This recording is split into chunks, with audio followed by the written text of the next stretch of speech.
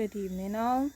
My name is Dion D'Souza, and I will be evaluating the teacher's code of conduct from my standpoint, my wardrobe, fix it or leave it.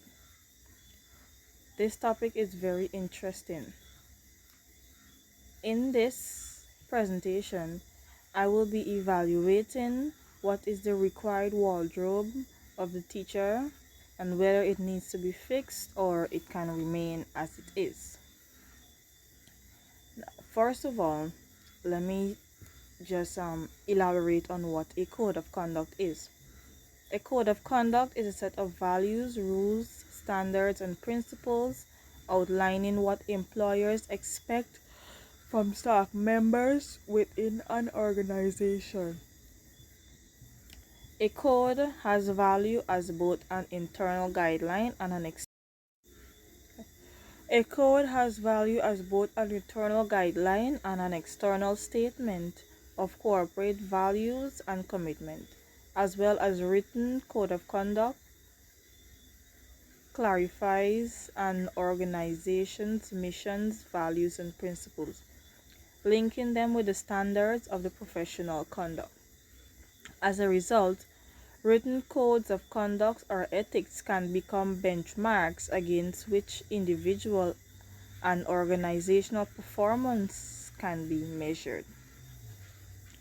Why do teachers need a code of conduct? As it is within every other profession, there is a need for a code of conduct for those in the field of education. The code tells teachers how to interact properly with persons they come into contact with, such as the students, parents, and relatives, co-workers, and the public at large. So, what is the dress code for teachers?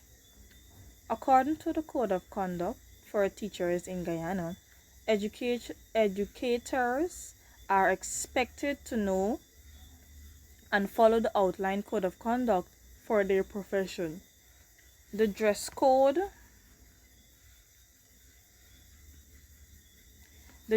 for teachers describes what is acceptable and unacceptable as far as attire is concerned. Below are some requirements of the dress code. Jerseys with writings of any kind, whether it is I love New York, I love Guyana, etc., any sort of writing, or just jerseys advertising football teams, members of any given institute. Slippers are not permitted in the classroom except in cases of injury to your body, in which case you must so indicate to your supervisor. Jewelry and makeup. Keep them simple. Excessive amount of jewelry and or makeup can distract the students. They are not suited for the classroom. Plunging necklines. Not to be worn at work. Party dresses. Skirts that are worn not shorter than 2 inches. Dresses or skirts are not to be worn more than 2 inches above your knees. When you wear clothes with labels or writing, that can become a distraction. The teacher should dress in accordance with the code of conduct, so he or she does not become a distraction in the classroom. So how does a code of conduct benefit all stakeholders? According to Fraser Sherman, one of the biggest disadvantages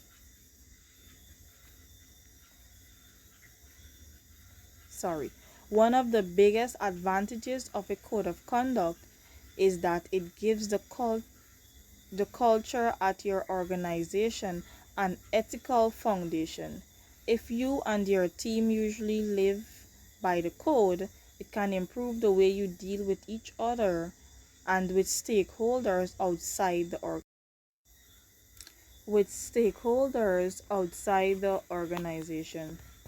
He adds that the code of conduct tells your employees what you want from them. Spelling out your code of conduct puts everyone on the same page.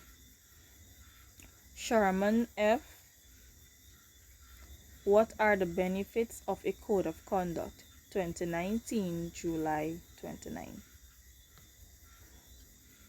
It is not safe to assume everyone knows what they have, what what you want them to do, how to do it, when to do it, who to do it to, etc.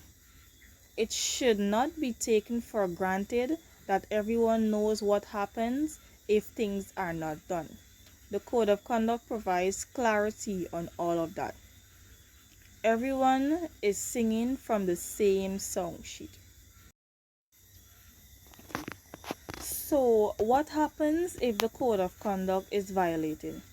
Teachers are expected to abide by the code of conduct.